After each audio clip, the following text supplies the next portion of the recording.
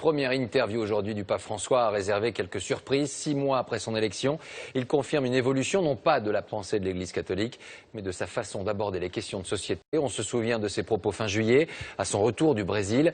Qui suis-je pour juger une personne homosexuelle si elle est de bonne volonté? Eh bien cette fois, il va encore un peu plus loin. Grégory Fraise, Annie Triboire. Ce sont de nouveaux signes d'ouverture de la part du Vatican, cette fois envers les femmes ayant avorté, les homosexuels et les divorcés. Le pape François invite l'Église à les accompagner et les pardonner. Les homosexuels et les divorcés doivent être accompagnés avec miséricorde et à partir de leurs conditions de vie réelles.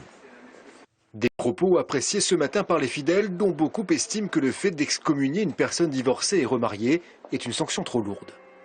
Je pense qu'il faut avancer dans ce domaine. Puis j'ai une proche aussi qui a divorcé récemment. Alors je perçois ce que ça comporte comme souffrance. Elle est chrétienne et puis elle ne peut pas communier pour l'instant. Voilà. Ce pape a ce charisme particulier d'avoir vraiment vécu au milieu des gens, de les comprendre et de chercher comment le message de Jésus, qui est un message de miséricorde, peut être vécu aujourd'hui. Un sentiment partagé par les paroissiens de ce village qui voient en François un pape moderne. Tout bouge dans la société. Donc là, également, l'Église bouge, c'est une bonne chose.